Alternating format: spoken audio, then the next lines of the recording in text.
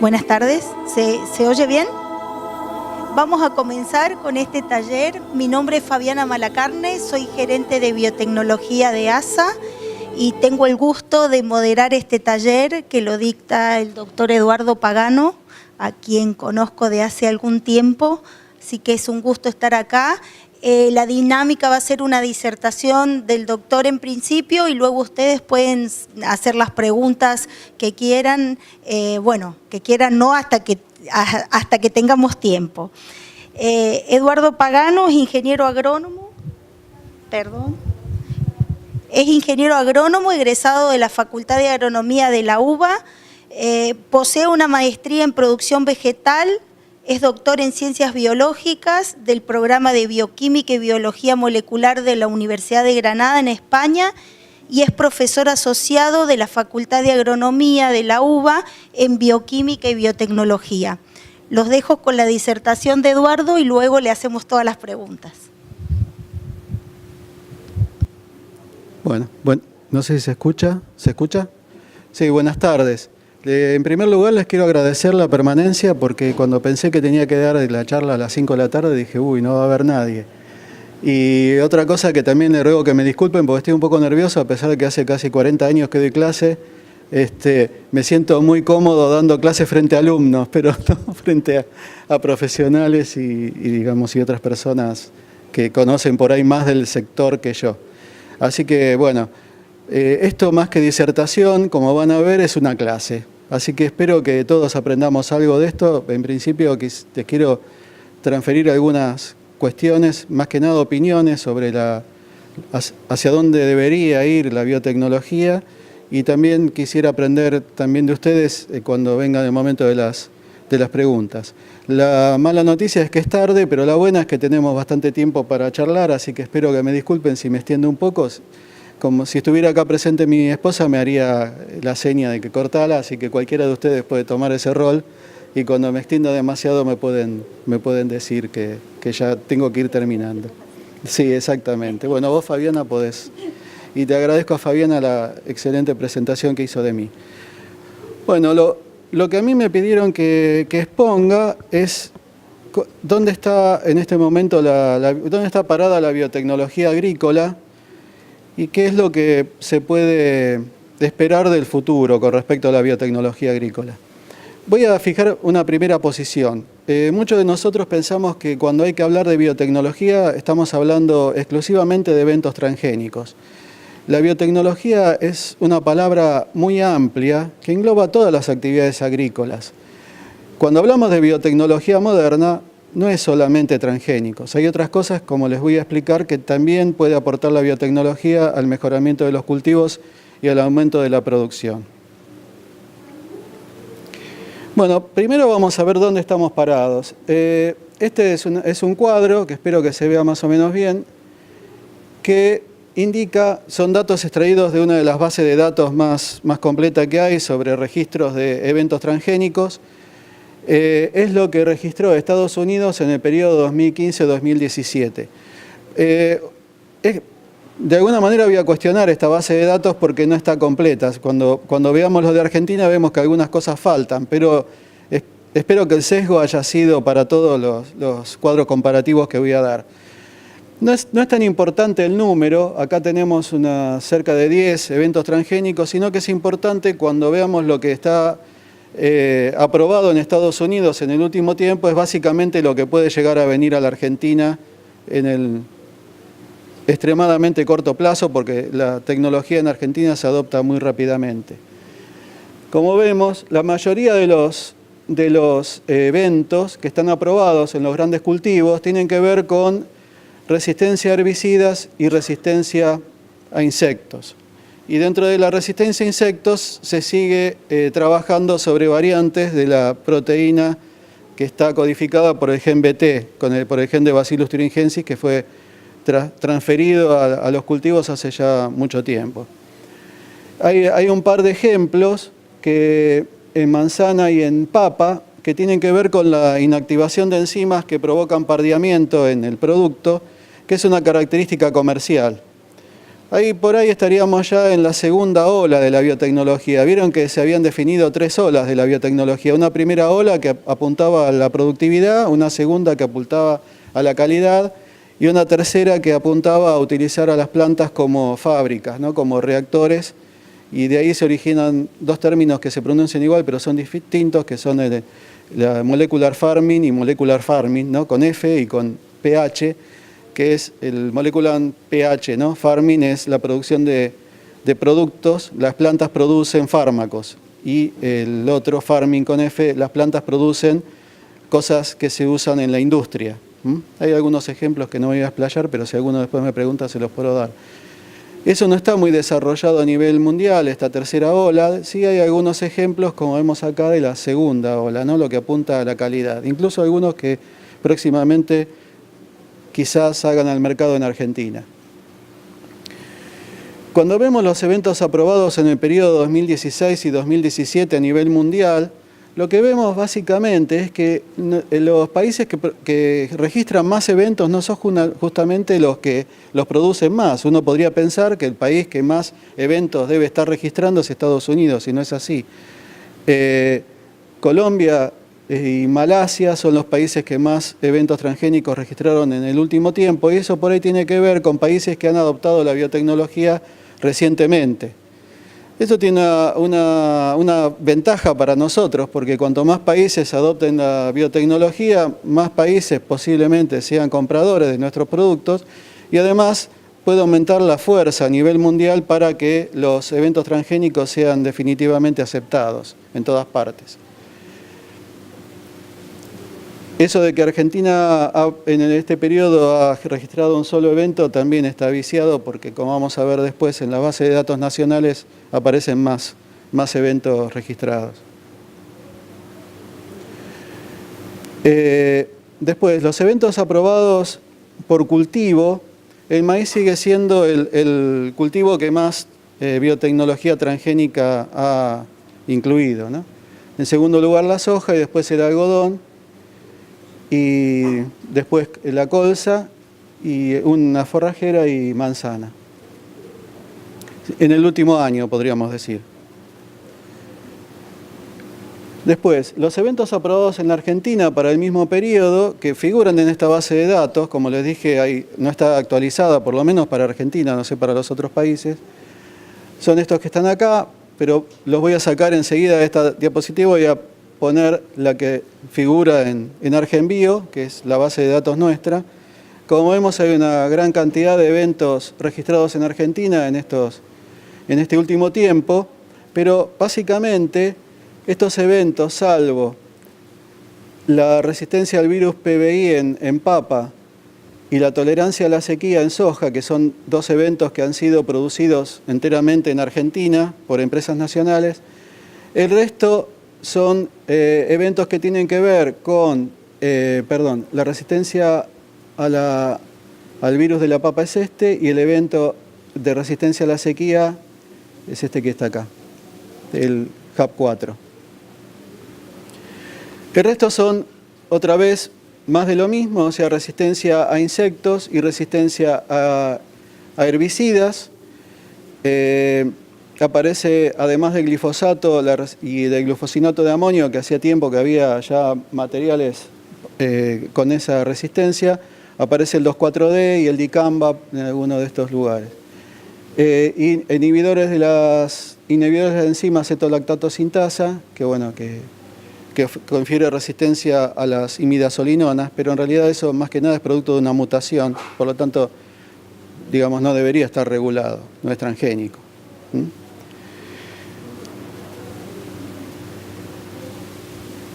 ¿Qué pasa en Brasil? En Brasil básicamente aprueba lo mismo que nosotros. Hay algunas variantes, pero básicamente estamos en paralelo con Brasil. Tengo entendido que se está trabajando para lograr una concordancia en cuanto a los eventos aprobados en Brasil y en la Argentina a partir de la Dirección de Biotecnología del país. Y bueno, no hay grandes dificultades. Cuando vemos el total de registros de toda la historia, Argentina y Brasil tiene cierto paralelismo. Esta es otra base de datos. tenemos más o menos la misma cantidad de eventos. El cultivo que presenta más eventos siempre es el maíz, y si comparamos los grandes cultivos, no estamos tan alejados de Estados Unidos. Estados Unidos tiene 3 veces más eventos aprobados que nosotros, pero muchos son de cultivos que en Argentina no tienen gran difusión, digamos.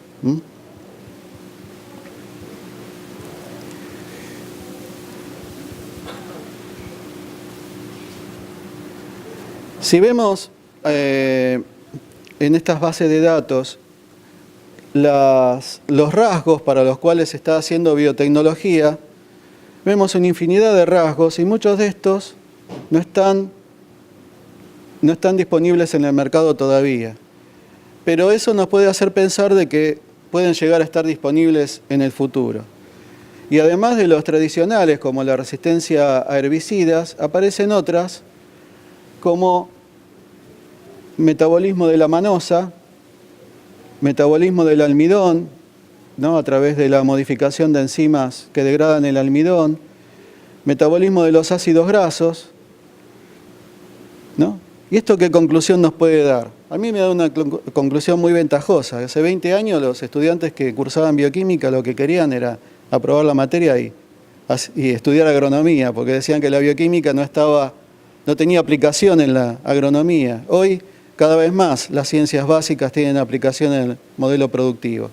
Entonces hoy cuando un productor le dice, miren, acá hay una semilla que tiene esta característica, hay que saber explicarle, ¿no? Por ejemplo, la semilla que tiene modificados los ácidos grasos, esta modificación de ácidos grasos puede ser con efecto en la salud, o sea, aumentando los ácidos grasos buenos, ¿no?, y evitando los que producen una mayor deposición de colesterol. También tiene una implicancia a nivel industrial, porque uno puede modificar los ácidos grasos para obtener materiales que se aplican mejor para la fabricación de biodiesel.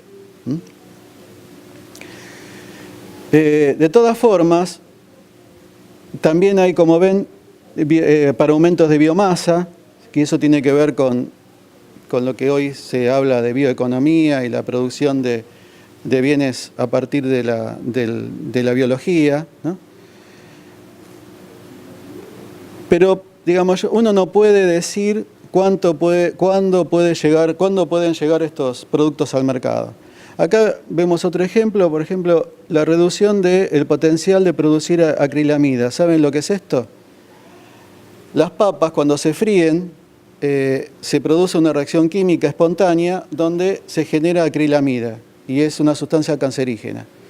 Entonces las grandes empresas, como por ahí McCain, están trabajando fuertemente para reducir la cantidad de ciertos hidratos de carbono que son potencialmente productores de acrilamida. Entonces, una papa con un menor potencial para la producción de acrilamida sería una ventaja impresionante desde el punto de vista sanitario y desde el punto de vista comercial. Después, al final, vamos a ver qué posición tiene McCain con respecto a los organismos genéticamente modificados.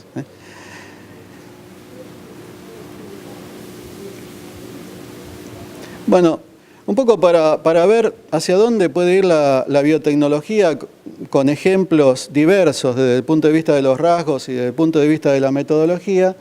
Acá les presento cuatro casos que me parecieron interesantes de la literatura. El primero es el aumento de la eficiencia fotosintética por transgénesis en soja.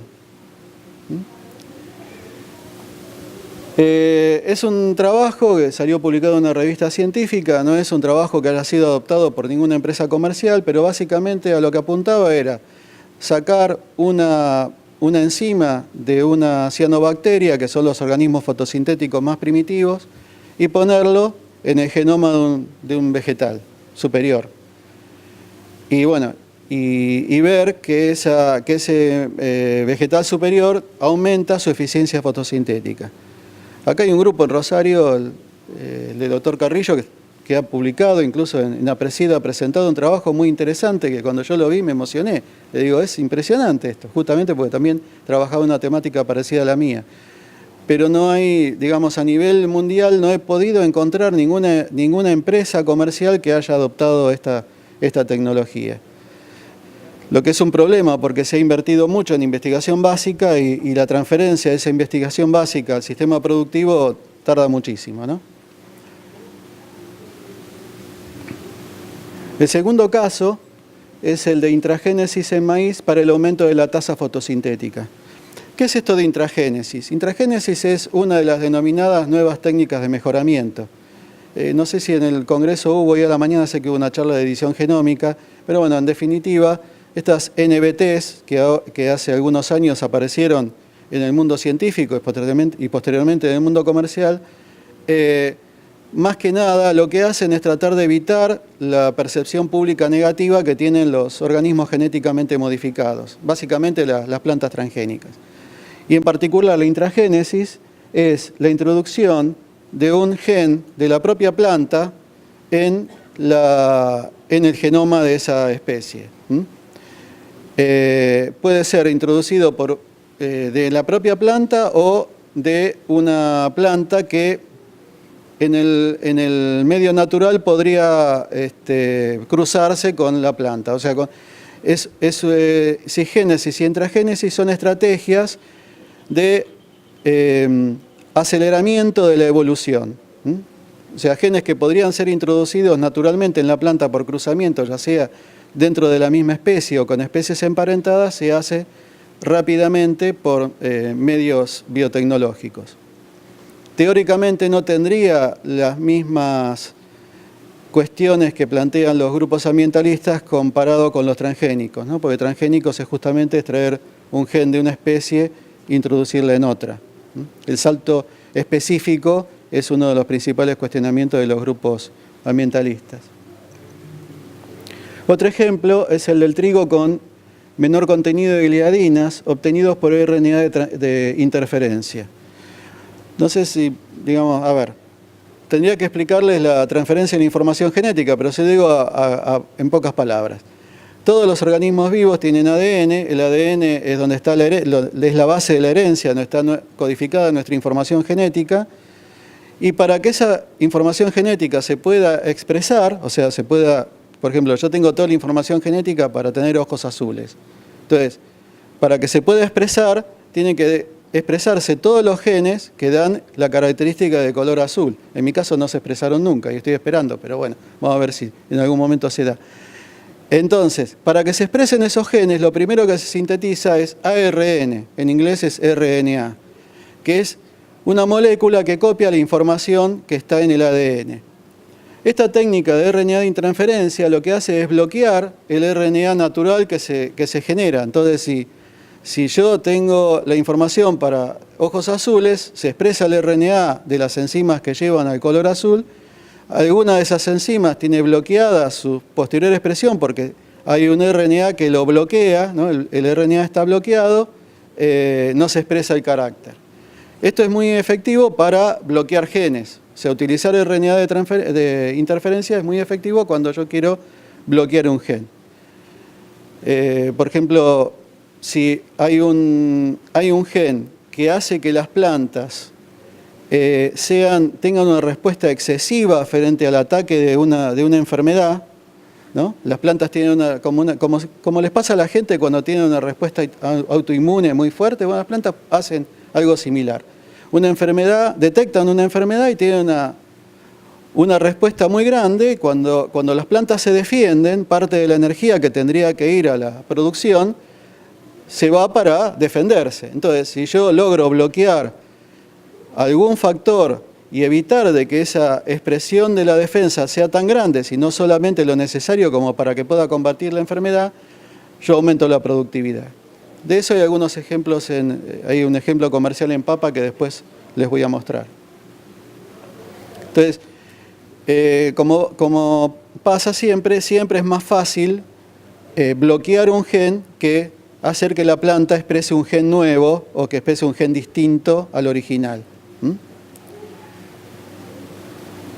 Entonces, que este trigo, que es lo que tenía, tiene bloqueada la expresión de uno de los genes de gliadinas, que son las responsables de la respuesta que tienen las personas celíacas, entonces sería un trigo adaptado para el consumo de celíacos. Es casi un fármaco, digamos, es casi un producto farmacéutico, más que un producto productivo, o sea, no está destinado al gran público, tiene un destino específico, un destino sanitario, y en este caso, digamos, la percepción pública de la gente podría ser mejor para los transgénicos. Y otra cuestión que está entrando muy en boga ahora, que cada vez aparecen más ejemplos y cada vez se publican más trabajos, tienen que ver con el cambio climático, materiales adaptados al cambio climático por selección genómica. Y de todos esos factores que tienen que ver con el cambio climático, el más importante en el que se está trabajando es la resistencia a la sequía. Es muy fácil, bueno, no es tan fácil, pero es mucho más simple de pensar que cuando lo que quiero alterar es una vía metabólica. Si yo quiero bloquear una enzima, bloqueando una enzima, una de las enzimas que participan en la vía metabólica, bloqueo toda la vía metabólica. Y eso es matemática pura, o sea, lo puedo entender. Pero si yo quiero aumentar la tasa fotosintética, quiero aumentar el rendimiento, quiero hacer que la planta sea resistente a la sequía, por ejemplo, o a un insecto en particular, es mucho más difícil porque son muchos los genes que tengo que modificar. Porque esa respuesta está basada en rasgos cuantitativos, no en rasgos cualitativos, que es sí o no. Entonces ahí ya la transgénesis es más complicada. No sé si ustedes conocen el caso del arroz dorado. El arroz dorado es un arroz que se desarrolló a principios de este milenio, que lo que hace es tener un aumento de la producción de precursores de vitamina A. Por eso el color dorado, porque tiene un mayor contenido de caroteno, de beta-caroteno. Cuando esa idea se lanzó, se dijo, bueno, qué bárbaro, porque hay países donde la deficiencia de vitamina A es endémica y hay casos de, entre otras cosas, mortandad infantil elevada y ceguera posterior. Entonces, un arroz destinado a esas poblaciones sería muy bueno. Yo tengo entendido, por ahí Fabiana no hay en el mercado todavía el arroz dorado, no salió al mercado todavía en ningún país. Y de hecho, plantaciones de arroz dorado en algún país asiático fueron destruidas por algún grupo ambientalista. O sea, no tiene lógica. Hay muchas cosas que no tienen lógica. Entonces, como les dije, el cuestionamiento hacia los transgénicos y la dificultad para trabajar en biotecnología introduciendo genes en rasgos que son cuantitativos ayuda más a pensar en establecer protocolos de selección genómica, que es una de las 3 patas que considero que tiene la biotecnología en la actualidad, que vamos a ver un poquito. Bueno, esto es lo que es el ejemplo de RNA de interferencia. Acá esto está extraído de un trabajo donde, como ven, yo tengo el ADN del núcleo de la célula que tiene el transgen. El transgen es un complemento del RNA que sintetiza la propia planta. Cuando la planta sintetiza el RNA propio, el natural, se pega con este RNA de transferencia y cuando está pegado con el RNA de transferencia aparece una enzima, una nucleasa que lo degrada. Al degradarlo, el RNA propio de la planta no se puede expresar. Y esa expresión puede ser a nivel de toda la planta, cuando el transgen se introduce en el núcleo de la célula, o puede ser a nivel solamente de partes verdes si el transgen se introduce en el genoma del cloroplasto. El cloroplasto tiene ADN, ¿no? Los cloroplastos y las mitocondrias tienen ADN propio, que es parecido al de las bacterias. Por eso se piensa de que los cloroplastos y las mitocondrias fueron originalmente bacterias en la evolución y que las células eucariotas, las células de los organismos superiores, se originaron por esta simbiosis, ¿no? De bacterias y células. Bueno, ahora viene la parte, digamos, que va a generar más conflicto. Así que bueno, ahora se van a empezar a ir todos. Acá, digamos, cuando uno está trabajando en mejoramiento, está trabajando en genes, ¿no? Está trabajando sobre genes. Puede ser uno, puede ser varios, pero siempre está pensando en genes, ¿no? Entonces, cuando yo defino un rasgo, tengo que llegar a ver cuál es el gen que me está explicando ese rasgo.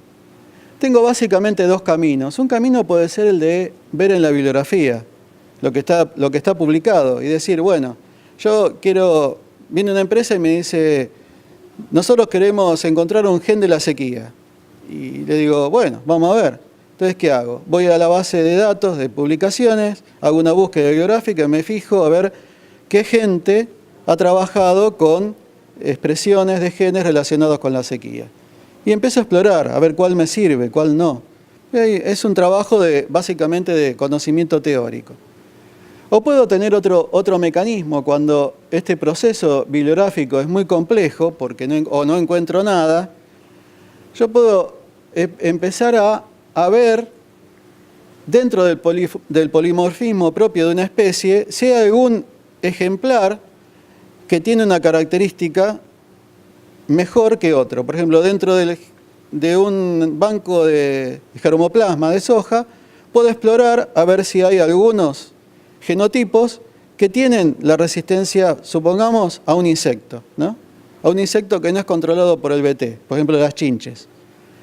La chinche hoy es un problema muy grave en el cultivo de soja, bueno, no es controlado por BT, bueno, puedo ir y ver en el banco de germoplasma de cualquier empresa si hay algún genotipo que tiene una resistencia mayor. Eso implica el uso de plataformas de fenotipado. Entonces, uno cuando está hablando de genética no se da cuenta que uno lo puede pensar, el tema de los genes muy bien y muy lindo y puede estar todo redondo, pero resulta que no tengo una buena plataforma para detectar genotipos diferentes y ahí mi proceso no puede empezar. Entonces, ese polimorfismo puede ser existente, ¿no?, en el banco de germoplasma o yo lo puedo provocar. ¿Cómo lo puedo provocar? Y por el método tradicional de mejoramiento, que es el de inducción de mutaciones. Agarro las semillas, la pongo bajo un impacto de rayos X o de rayos ultravioleta o de algún agente químico y esas semillas introducen mutaciones. Después de ahí obtengo plantas, hago el fenotipado obviamente para ver si dentro de esa población polimórfica tengo individuos resistentes y también tengo por otro lado individuos muy susceptibles y ahí tengo mis variantes. La idea es llegar a genotipos que sean resistentes y genotipos que sean susceptibles. ¿Para qué? Para compararlos. Entonces yo hago la comparación y veo cuáles son los genes que son diferentes en uno y otro. Y de esa forma es llegar a descubrir algún gen que me pueda explicar el rasgo. Es un proceso muy largo, muy tedioso, es muy interesante, pero requiere mucho conocimiento básico. Porque de esa infinidad de genes que me van a aparecer, yo tengo que tratar de estimar cuáles son los que están más relacionados con el rasgo. Y hay que saber de bioquímica, para eso. No yo, porque yo no sé mucho de bioquímica, pero bueno, hay que saber de bioquímica. Por otro lado, yo a partir del conocimiento teórico puedo llegar a descubrir un gen, o también a partir de todo este proceso puedo llegar a descubrir un gen y puedo de alguna manera manipularlo. La manipulación del ADN básicamente hoy tiene dos caminos. El camino de la transgénesis, que es un camino que se exploró desde hace 30 años, o el camino de las nuevas técnicas de mejoramiento, que es estas que aparecieron hace unos 5 años más o menos. ¿Qué es lo que pasa con el camino de las transgénesis? Por ejemplo, el ejemplo del glifosato. El glifosato, como todos saben, es una enzima extraída de una bacteria del suelo que reemplaza a la proteína propia de la planta que está relacionada con la síntesis de aminoácidos aromáticos que son necesarios para la vida de la planta. Bueno, se vio que había en una bacteria del suelo una proteína homóloga, una enzima homóloga que introducida en la planta reemplazaba la natural que era destruida por el glifosato, que era inhibida por el glifosato. Para eso, digamos, tiene que haber todo un rastreo a nivel de una gran variedad de organismos. Hoy, por ejemplo, la estrategia para encontrar nuevas plantas resistentes a herbicidas, ¿cómo podría ser? Y una fuente de resistencia son las malezas resistentes. O sea, yo puedo ir a ver las malezas resistentes y ver cuáles son los genes que deberían ser atacados por los herbicidas que no son alterados en la maleza resistente. Y ver la secuencia genética de esa enzima, ¿no? del gen de esa enzima, y compararla con la de la planta de cultivo. Y si veo que hay cosas diferentes, puedo tomar dos caminos. Uno que es la transgénesis, que es incorporarla en la planta de cultivo, u otra, modificar en la planta de cultivo lo que está diferente en la planta resistente. No sé si se entiende. Si directamente, groseramente, pongo directamente el gen, estoy hablando de transgénesis. Y si no, si yo modifico puntualmente la parte del gen, que es la que me explica la resistencia, estoy entrando en las NBTs o las nuevas técnicas de mejoramiento. Básicamente hay muchas nuevas técnicas de mejoramiento, pero las que están más estudiadas y las que puedan llegar a ser introducidas en cultivos comerciales son básicamente tres: la edición genética, la intragénesis y la cigénesis. Como le dije antes, intragénesis y cigénesis tenían que ver, también son plantas donde se introducen genes, pero estos genes son genes que podrían, por cruzamiento natural, introducirse. Teóricamente, desde el punto de vista biológico, no tendrían que tener ningún problema, ninguna problemática, pero bueno, pueden llegar a tener cierto cuestionamiento por parte de los grupos que están opuestos a los transgénicos, ¿no? Cuando vemos acá hay como un camino, ¿no? Partimos del germoplasma, podemos mejorar el germoplasma con lo que tenemos, podemos alterar un poco ese germoplasma induciendo mutaciones.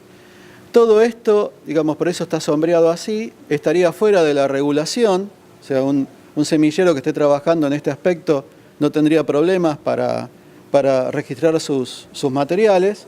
Y después entramos en todo el grupo de técnicas que implican una manipulación del ADN. Algunas de las cuales pueden no tener problemas regulatorios, como algunos casos de edición genética, pero lo que sí pasa es que a medida que yo estoy avanzando en este camino, los costos aumentan y aumentan las regulaciones y la percepción pública negativa. Por eso las empresas productoras de semillas tienen que no solamente guiarse por decir, esto es interesante, me voy a involucrar en esta temática y voy a invertir dinero en esto, sino también tiene que pensar si esos materiales van a tener posibilidades de venta posterior.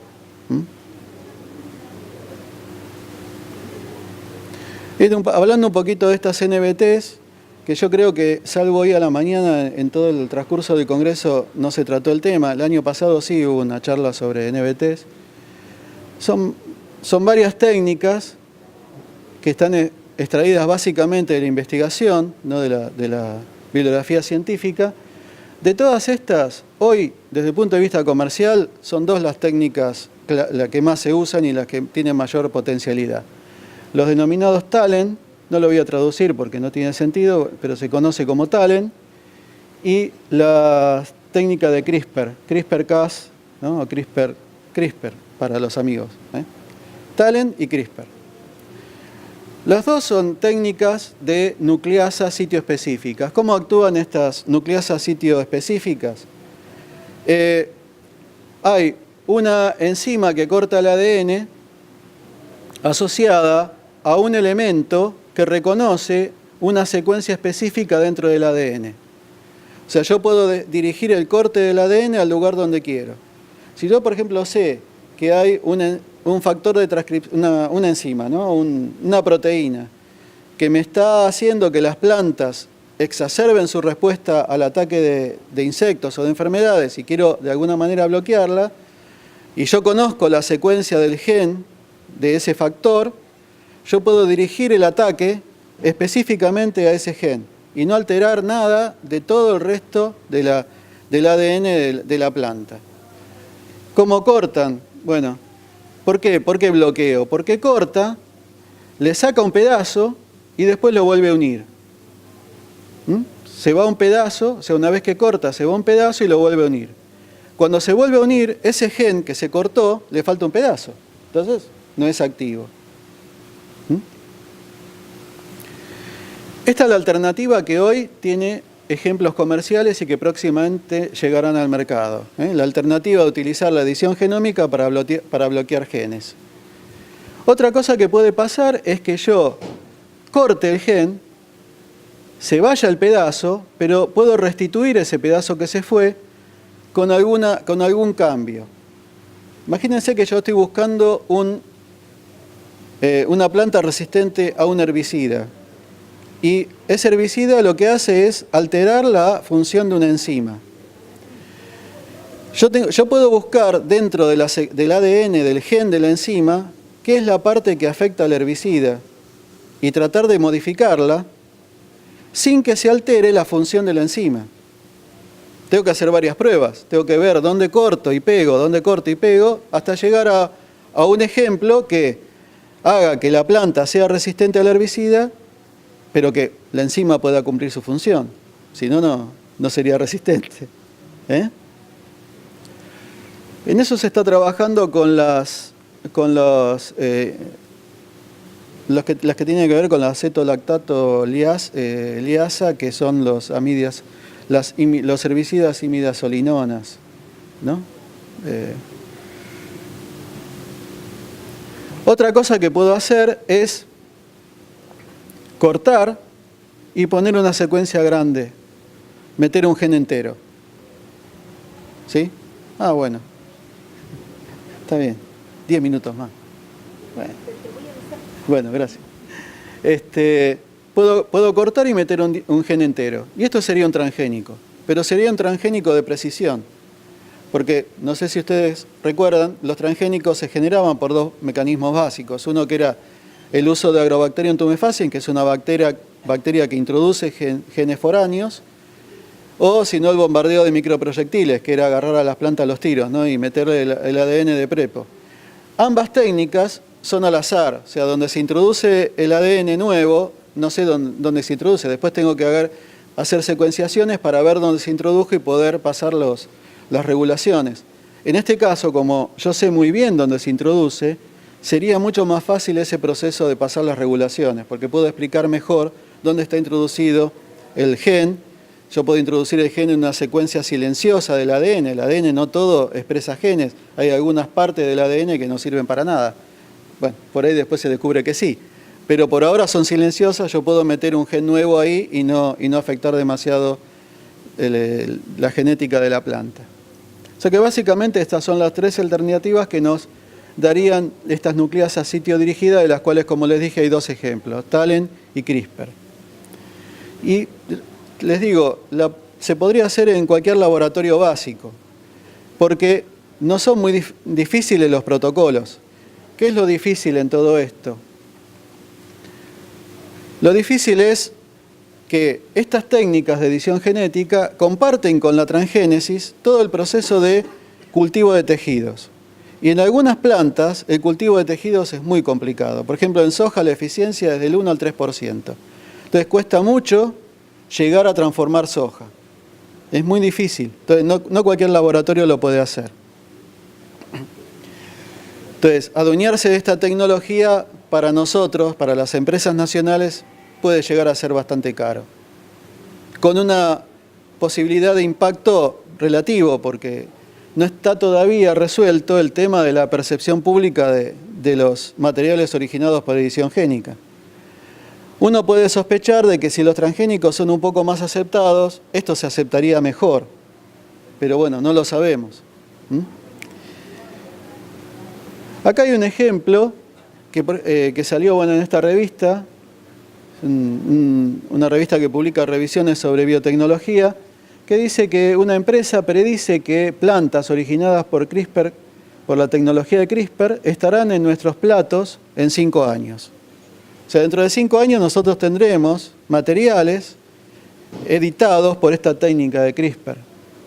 De estas técnicas de CRISPR, una que se llama CRISPR-Cas9 es la que se está teniendo más difusión. ¿Cuál es el problema de esto? Tanto del CRISPR como del TALEN. Las problemáticas de propiedad intelectual.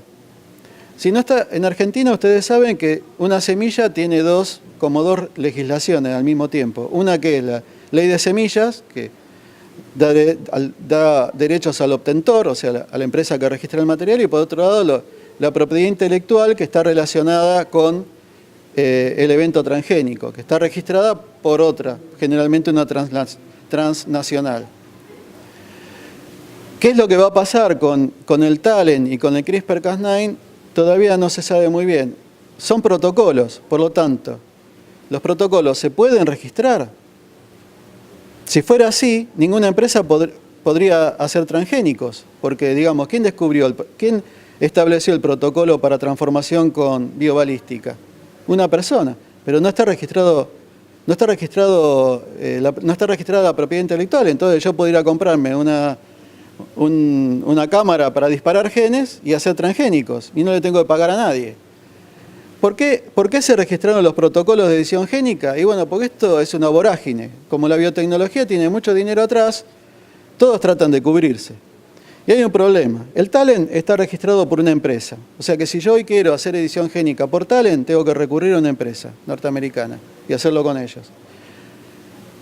¿Puedo hacer CRISPR? Sí, puedo hacer CRISPR. De hecho, la mayoría de las empresas productoras de insumos, proveedoras de insumos, hay muchas, Sigma, por ejemplo, me provee los insumos para que yo pueda hacer edición génica por CRISPR en el laboratorio. ¿Cuál es mi problema? Que si yo hoy le digo a una empresa de semillas, quédate tranquilo, que yo te voy a hacer una planta editada por CRISPR, hoy no hay una propiedad intelectual asociada con CRISPR, pues está en litigio. Hay 2 o 3 grupos que se están peleando a ver quiénes son los descubridores del CRISPR. O sea que hoy lo puedo hacer libremente. Puedo comprar y transformar y hacer edición génica y generar un material. ¿Qué pasa si dentro de 5 años, cuando el material está de libre, como para alargarse al mercado, resulta que se falla a favor de un grupo el registro de la propiedad intelectual? Yo para alargar el producto al mercado lo tengo que pagar a ese grupo. Entonces, los riesgos de estas nuevas tecnologías siempre son altos, o por lo menos a considerar. Bueno, acá hay algunos rasgos que tienen que ver con la edición génica con las que se está trabajando. De todos estos, el que más me interesa es lo que tiene que ver con el aumento de la tasa fotosintética, editando a la enzima clave en la fotosíntesis, que es la rubisco, o los factores que activan y desactivan a la rubisco. No voy a explayarme mucho en esto porque no tengo mucho tiempo, pero si a alguno le interesa en particular lo podemos hablar en privado. Acá hay otro caso. Resulta que salió una papa editada genéticamente. O sea, una papa que se largó al mercado producto de una edición génica, que era básicamente bloquear un gen. No es un transgénico, no es una papa transgénica. Se largó al mercado, se aprobó para comercialización en Estados Unidos. Entonces salió un artículo en el trabajo que habla de las bondades de todo esto, donde dice que aparece una nueva generación en la biotecnología, aparece una nueva herramienta que no tendría los problemas de los transgénicos, de los organismos genéticamente modificados. A raíz de eso, la Oficina Regulatoria de Estados Unidos dijo que esta planta no debería ser regulada. O sea que, adelante, con los faroles, vamos, no hace falta ningún proceso regulatorio porque no es un transgénico. No tengo que pedir permiso ni nada. O sea, me lo aprueban, lo registro y lo vendo. Pero bueno, el mismo trabajo que habla de las bondades de todo esto, en alguna parte dice, esto representa una nueva generación de plantas modificadas genéticamente. Y ya ahí empezamos mal. Porque el tema de la historia de los transgénicos es porque, digamos, se le dio demasiada bomba al tema, ¿no? Hoy en este congreso uno puede ver muchas charlas que son rimbombantes, que hablan de platos voladores que caen, ¿no? Yo acabo de venir de una y, bueno, estaba medio espantado, pero borren esto de la grabación. Aparecen muchas charlas que dicen, lo nuevo que aparece es tremendamente... Y claro, la gente se asusta de todo esto nuevo. La gente se asusta de que aparezca un robot que me esté manejando la cosechadora. Yo por lo menos me asusto, porque después viene la venganza de los robots, ¿no? Y nos liquidan a todos. Entonces, ¿qué pasa? El manejo de la biotecnología no puede quedar en manos exclusivamente de los biotecnólogos. ¿Por qué? Y porque el biotecnólogo está enamorado de lo que hace. Y muchas veces ese amor que tiene le patea en contra, porque el resto de la gente no lo entiende y lo que ve ahí es un científico loco que me quiere hacer comer a Frankenstein, como es lo que aparece en Internet. Entonces, hay que tener mucho cuidado. Hoy la edición génica es una herramienta muy poderosa que si la manejamos bien puede dar muchas ventajas a la gente, ¿no? Básicamente siempre tenemos que pensar en la gente. Pero claro, cuando empezamos a hablar de una nueva generación de plantas modificadas genéticamente, ahí empezamos a pensarlo mal, porque rastreando un poco la información encontré que esto, en 1999, McCain, que es la empresa productora más grande de papa, ¿no? de papa comercializada, ¿qué dijo? Defendemos, no los voy a traducir todo, dice, defendemos a nuestros consumidores no utilizando en nuestros materiales organismos genéticamente modificados. Claro, lo que pasa es que, pienso yo, transgénico suena muy mal. Entonces, organismos genéticamente modificados por ahí sonaba un poco mejor, pero hoy ya suena mal. Y antes, si yo digo que la adición génica es una nueva generación de plantas modificadas genéticamente, digamos, McCain, ¿me va a comprar esa papa editada? Y es el principal comprador. No sé. De todas formas, siempre lo más importante es llegar al gen. O sea, yo tengo el rasgo y tengo que buscar el gen que me explica ese rasgo. Esto es lo más importante. Después puedo hacer lo que quiera. Puedo hacer selección asistida para seleccionar por ese gen. Puedo hacer NBTs o puedo hacer transgénesis. Hoy en día esto está más o menos equilibrado. La selección asistida hoy, gracias al avance de la secuenciación génica, puedo hacer un montón de cosas. Puedo secuenciar el genoma de una... Hoy me preguntaba alguien, che, si yo te doy un genotipo, ¿vos en cuánto tiempo lo podés secuenciar? Y en 3 días. En 3 días se secuencia. El genoma humano tardaron años y costó una cantidad de millones de dólares impresionante. Hoy lo podemos secuenciar y cuesta a lo sumo $5.000 secuenciar el genoma de un individuo. Y cada vez va a costar menos. O sea que las técnicas que se basan en los marcadores moleculares, desde mi punto de vista, hoy y para la Argentina, tienen más posibilidades de éxito que todas estas. Eso no quiere decir de que no haya que incursionar, porque siempre uno tiene que protegerse de lo que venga en el futuro, pero ir sobre la selección asistida utilizando marcadores cada vez más eficientes es una estrategia que yo recomendaría que las empresas semilleras siguieran. Y para esto hace falta conocimiento, entonces la interacción público-privada cada vez es más necesaria. Antes una empresa podía estar aislada de los centros de generación de conocimiento, hoy es prácticamente imposible.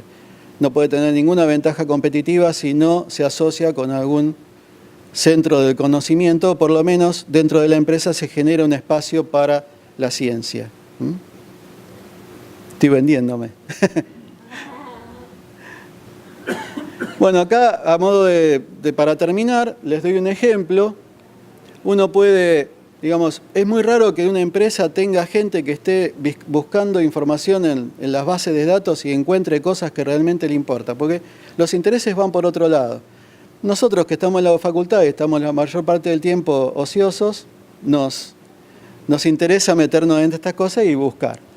Entonces yo hace 15 días encontré este trabajo que tiene que ver con cosas que estoy haciendo y me asusté un poco porque siempre, por más que uno sea lo más rápido y las mejores ideas, siempre hay un chino que le gana. Siempre, cuando uno llega a encontrar la clave, resulta que ya está publicado por algún chino. Y bueno, yo estoy trabajando en esto y apareció un trabajo de un chino que tiene que ver con lo que estoy haciendo. Va, fenómeno. Pero no importa, se los muestro. Acá habla de un factor de transcripción. ¿Qué son los factores de transcripción? Son aquellas proteínas que influyen en varios genes al mismo tiempo. Por lo tanto, digamos, en aquellos rasgos que se basan en muchos genes, si yo encuentro un factor que me modifique todos al mismo tiempo, es mejor, es mucho más ventajoso. Puedo seguir adelante a partir de ahí. Encontraron este factor y lo que encontraron en este factor es que está regulando la síntesis de isoflavonas. Isoflavonas son metabolitos secundarios que hacen que las plantas se defiendan del ataque de insectos. Muchos insectos son sensibles a las isoflavonas. Las isoflavonas, la soja tiene muchas isoflavonas, y son las que a veces se recetan en la edad climatérica de las mujeres porque son precursores de estrógenos. Por eso muchos médicos restringen un poco el consumo de leche de soja en los niños, porque como son precursores de estrógenos, puede generar algún disturbo, alguna modificación en la parte hormonal. No es tan grave tampoco, porque no tiene que haber niveles muy altos para que se produzca esto. Bueno, entonces, este factor modifica la síntesis de isoflavonas. Y hay una cosa muy importante. Este factor, por selección genómica amplia, que tiene que ver con este tema de la secuenciación genética y todo eso, llegaron a encontrar de que tiene polimorfismo. Estos polimorfismos se denominan, son marcadores moleculares, que son cambios en una base, en solo uno de las letras del ADN, se denominan SNPs.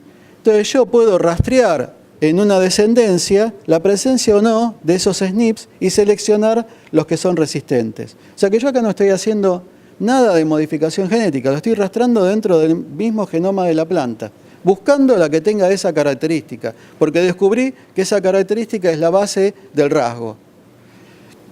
Pero también puedo hacer otras cosas. Puedo sobreexpresar el factor de transcripción, ¿no?, por transgénesis o cisgénesis en este caso, o bloquearlo para ver qué pasa, ¿no? O sea, puedo llegar a las nuevas técnicas de mejoramiento y a la transgénesis. Lo que quiero decir con esto, que siempre es importante el conocimiento para llegar al gen que me expresa el rasgo. Y ese es el valor.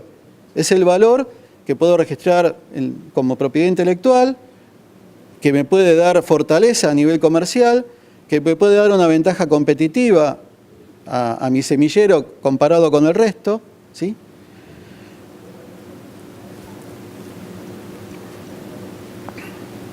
Y otra cosa importante es que cuando uno ve este trabajo fue financiado por organismos públicos y por organismos privados de China. En China no hay nada privado, pero podemos asociarlo con organismos privados.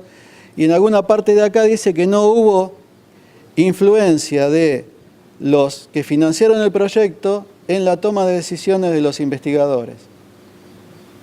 Cosa que también hay que tener en cuenta. Y creo que con esto termino. Espero que, bueno, les haya gustado.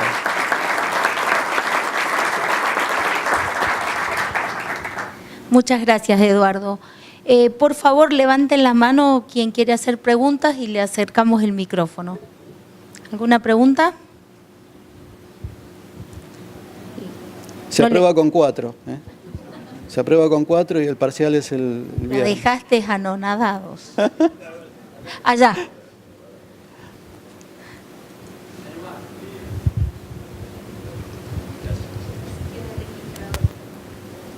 ¿Qué tanto limita la ley actual de semillas a que todos estos eventos salgan al mercado acá en Argentina? ¿Te referís a los productos de la edición génica y todo eso? Sí. Y o a todos los eventos que pueden salir, que ya están en soja en otros países y que no salen en Argentina. Y mirá, viste que en una bolsa de soja vos tenés, como dije antes, están los derechos de obtentor y por otro lado el que tiene la propiedad intelectual. El problema es cuando la propiedad intelectual no se agota en la compra del productor. Cuando el productor compra la bolsa, compra un derecho, ya está pagando un derecho. El tema es cuando no se agota ahí y esos son los problemas, ¿no? O sea, teóricamente, desde mi punto de vista, debería agotarse en el momento en el que el productor compra la semilla, pero bueno. Y no sé muy bien, no estoy muy al tanto de la nueva ley, pero tengo entendido que eso de alguna manera estaba contemplado en la nueva ley. Pero bueno, es un problema para las semilleras nacionales el hecho de que en una bolsa de semilla la parte del león se la lleven las empresas multinacionales que son las dueñas de la tecnología, de los eventos. Cuando hay una historia de mejoramiento en Argentina y básicamente en los principales cultivos, en maíz y en soja, que hacen que el germoplasma nacional sea muy valioso. Y no es casual que las multinacionales estén absorbiendo las semilleras nacionales justamente no para vender semillas, sino, pienso yo, para tener la propiedad sobre el germoplasma. El tema es que tenemos que defender el germoplasma porque es la forma de defender la producción nacional de semillas, que es una producción industrial muy fuerte en Argentina, que a veces no tenemos en cuenta. ¿Alguna otra pregunta?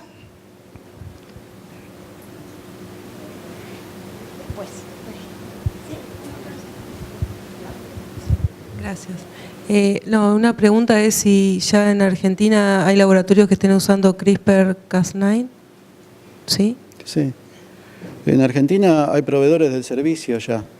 O sea, vos, un semillero que quiere hacer edición génica puede recurrir a laboratorios para que le hagan el CRISPR-Cas9.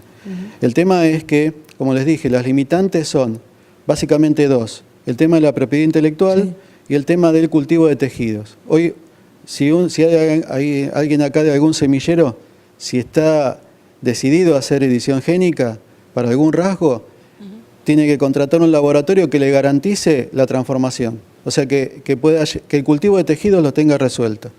Porque, digamos, desde mi punto de vista, que un laboratorio haga edición génica en una especie no quiere decir que pueda hacerla en todas las especies. Y hoy los proveedores de servicio, hay algunos nacionales, pero no los critico porque yo soy bien patriota, pero muchos internacionales que ofrecen soluciones y cuando uno va a explorarlos, lo único que hicieron fue transformación de tomate o de tabaco y nosotros queremos editar soja y soja es complicado. Ok, y en Argentina aún la regulación, digamos, de CRISPR-Cas9 es como que si fuese un organismo genéticamente modificado. En Argentina fue uno de los primeros países que tomó decisión con respecto a las NBTs, que básicamente es por ahí me pueden corregir acá, Rapela me puede corregir. Básicamente es que uno hace la consulta, yo soy un semillero que quiere hacer edición génica, tengo un material editado que lo tengo en la cámara de cultivo y lo quiero sacar al ambiente para producirlo, entonces hago la consulta a la Dirección de Biotecnología y le digo qué es lo que tengo. Y la Dirección de Biotecnología toma una posición. Y básicamente la posición que toma es que si no es una planta a la que será introducido un gen foráneo, no tiene que ser regulado. Básicamente es eso. Y eso, aunque parezca tan simple, es revolucionario, porque ningún país tiene una posición tan clara al respecto. Hoy las empresas tienen cierta seguridad. O sea, yo quiero editar, por ejemplo, un gen. Hago la consulta a la Dirección de Biotecnología. Me dicen, no, esto no debe ser regulado. Fenómeno, yo puedo seguir adelante y puedo llegar al proceso de registro y comercialización sin ningún problema. Me cuesta aproximadamente $5 millones menos. Ok, gracias.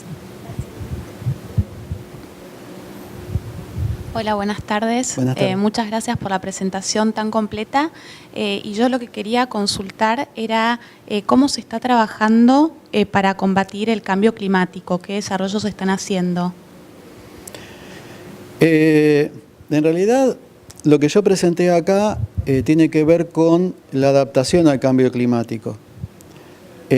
Para combatir el cambio climático, hoy hubo una charla muy interesante que dio el doctor Bigliso sobre que el cambio climático no es solamente emisión, sino también es secuestro, y que en eso no se tiene en cuenta. O sea, la producción argentina es un país esencialmente rural, por lo tanto, gran parte de la superficie argentina está cubierta por plantas, y las plantas, todos sabemos, desde el primer año del secundario, que consumen dióxido de carbono. Entonces, a nosotros no nos pueden penalizar porque producimos dióxido de carbono. Tienen que estudiar el balance entre una cosa y la otra, y se presentaron datos de que nosotros estamos bastante equilibrados a nivel nacional. Ahora, si vos me preguntás, como a mí una vez me dijeron, no sé cómo serás como profesor, pero como vendedor sos bastante buen vendedor. Si vos venís a mi laboratorio y me decís, quiero tener un material que de alguna manera combata el cambio climático, y bueno, tengo que ver una planta que aumente la tasa fotosintética para aumentar el secuestro de dióxido de carbono. Por ejemplo, los que se acuerdan de bioquímica, el maíz se diferencia de la soja porque el maíz no fotorrespira. O sea, consume dióxido de carbono y no lo libera. En cambio, la soja, el trigo, las plantas que se denomina carbono 3, gran parte del dióxido de carbono que incorporan por la fotosíntesis lo vuelven a liberar al ambiente. Entonces no tendrían tanta capacidad secuestrante como las plantas como el maíz, como la caña de azúcar, que son las carbono 4. Lo que yo haría es establecer un mecanismo para que las plantas bloqueen ese proceso que libera dióxido de carbono al ambiente, y de eso hay algunos ejemplos. Salió en el diario hace unos días un trabajo que hace la Universidad de Illinois, digámoslo, son dos profesores que son próceres de la fotosíntesis, que lo que hacen es bloquear la salida del dióxido de carbono a la atmósfera de la planta. En vez de que la planta lo pierda, lo deje atrapado adentro, entonces no le queda otra que incorporarlo a cadenas carbonadas y generar materia seca. Eso, para mí, desde mi punto de vista, sería el material que yo te vendería. Eduardo, muchas gracias por tu charla, realmente excelente todo. Y para complementar un poco lo que se dijo recién, ¿no? Hoy a la mañana en esta misma sala hubo una exposición de edición génica. En el momento de la exposición se dijo que en la parte esta regulatoria, que vos muy bien explicaste, y se dijo que Estados Unidos va a liderar el proceso de cómo se va a definir la regulación de estos materiales. No quise hacer ninguna aclaración, pero tu charla fue lo suficientemente explícita y recién en las preguntas como para aclarar ese punto que es exactamente tal como vos lo dijiste. Argentina ha liderado a nivel mundial todo este proceso de cómo debe interpretarse estos nuevos organismos. Liderar significa haber asumido riesgos de tomar una actitud y una definición que podía o no ser seguida por otros países. Hoy lo que estamos viendo, tras la resolución 173 del año 2015 y después de 3 años de trabajo en la CONAVIA, fue de 2012 al 2015, Israel ha sacado una resolución prácticamente idéntica de la Argentina. Chile la semana pasada sacó una posición prácticamente igual. En enero de este año el USDA y la FDA de Estados Unidos hicieron una propuesta de renovación completa del sistema regulatorio de Estados Unidos, prácticamente siguiendo la propuesta argentina que vos muy bien explicaste. Soy miembro de CONAVIA, lamentablemente nos ata la confidencialidad y no puedo decir todo lo que pasa ahí adentro, pero sí ya han pasado varios casos de la instancia de consulta previa, en donde los desarrolladores solicitan a la CONAVIA la opinión de si el organismo con el que está trabajando está o no está abarcado por la resolución 763, que es la que regula el proceso. Hay laboratorios nacionales, es decir, hay una activa campo de investigación y de desarrollo en esto, que es claramente una técnica completamente revolucionaria y diferente a todo lo anterior, por su simplicidad, por su rapidez y por el costo que tiene, completamente accesible. Es decir, realmente es toda una cosa nueva que está apareciendo, y por ahora esta definición, liderada por Argentina nuevamente, de que un organismo transgénico es el que posee una nueva combinación de material genético y no otra cosa, y las técnicas de edición tipo SD1 o SD2 claramente no introducen ninguna nueva combinación de material genético y por lo tanto quedan fuera. Nos parece y nos sigue pareciendo una de las mejores definiciones y uno de los mejores trabajos que se han hecho en Argentina a nivel del sistema regulatorio mundial. Pero muchas gracias por tu aclaración, Eduardo, que lo que describiste es exactamente tal como están ocurriendo las cosas. Sí, gracias. Otra cosa que me gustaría decir, porque por ahí queda incompleto, el tema de la propiedad intelectual del CRISPR, desde mi punto de vista, no va a ser un problema. O sea, si no ya se hubiera resuelto. Es un protocolo. Yo creo que se va a encontrar la vuelta como para que haya un retorno económico a los que lo inventaron o alguna asociación con los proveedores de servicio, pero de mi punto de vista, si alguien tendría que pagar los derechos, son los proveedores de insumos, porque están haciendo uso del protocolo. O sea, a mí una empresa proveedora de insumos me vende los insumos para que yo haga edición génica por CRISPR. Bueno, ella es la que tiene que pagar los derechos de propiedad intelectual, no yo que soy el usuario. Esa es mi idea, que por ahí está equivocada, pero bueno, lo puedo discutir. Una consultita. Suponiendo que podamos acceder a todo tipo de genes, ¿la edición genética puede llegar a tener los mismos resultados que la biotecnología en cuanto al producto final? Y si así fuere, ¿por qué la transgénesis tendría futuro? Uy, esa pregunta es terrible. Porque me obliga a fijar posición, ¿viste?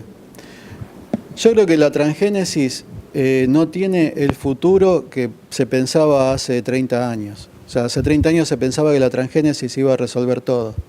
Incluso había mucha gente que decía, dentro de poco no va a haber plagas porque todas van a ser controladas por transgénicos.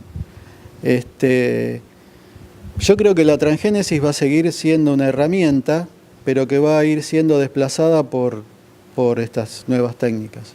Tanto las nuevas técnicas de edición, básicamente las técnicas de edición, y el uso de la información dada por los secuenciadores, ¿no?, sobre la secuencia de ADN de los diferentes genes. Eso va a tener mucho futuro.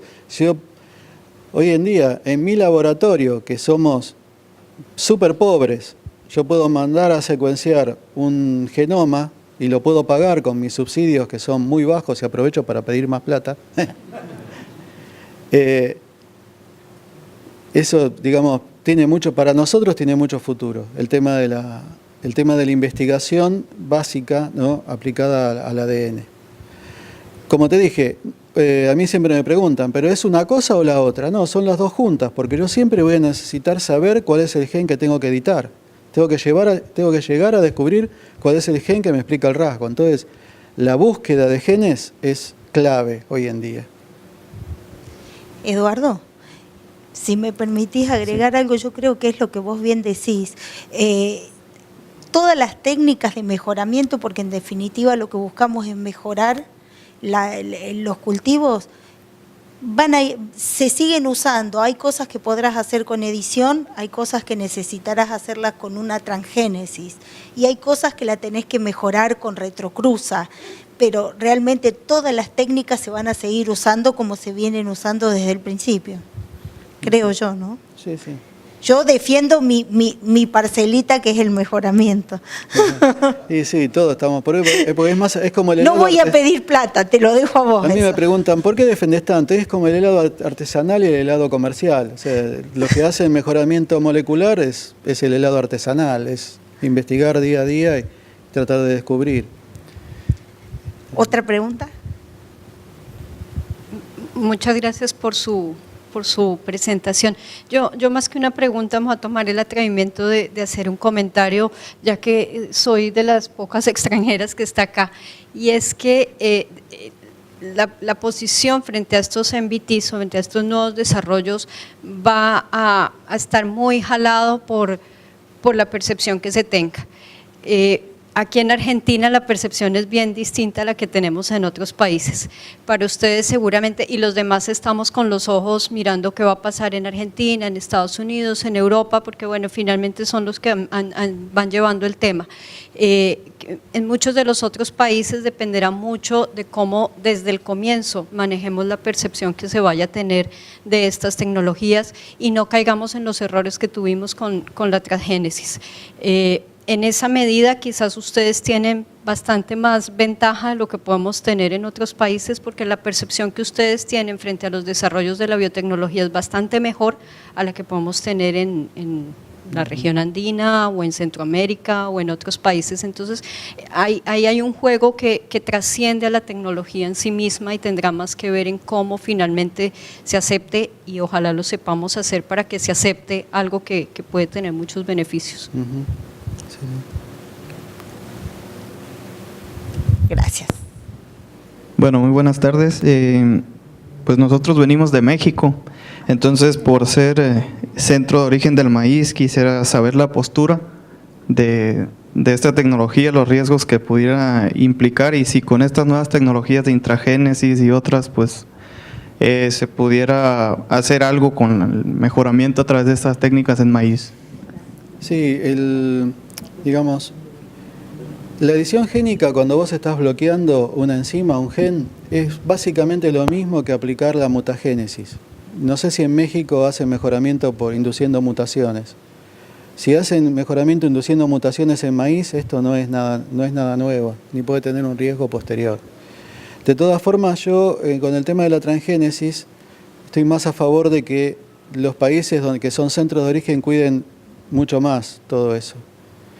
El problema, yo te digo lo que pasa en Argentina. En Argentina todo el mejoramiento de soja se hizo sobre transgénicos en los últimos 20 años. Entonces la soja convencional, que hoy Argentina está empezando a producir y bastante, originalmente fue transgénico, porque el mejoramiento no se siguió haciendo sobre soja convencional. Y yo no aconsejaría que pase eso con países como México, que son centros de difusión del maíz. Yo seguiría haciendo mejoramiento tradicional. Si alguna política está a favor de los transgénicos, pero no dejaría de hacer el mejoramiento sobre convencional. O sea, siempre resguardando el maíz convencional. ¿Alguna otra pregunta? Si no hay más preguntas, entonces agradecemos a Eduardo y damos por finalizada la charla. Bueno, gracias.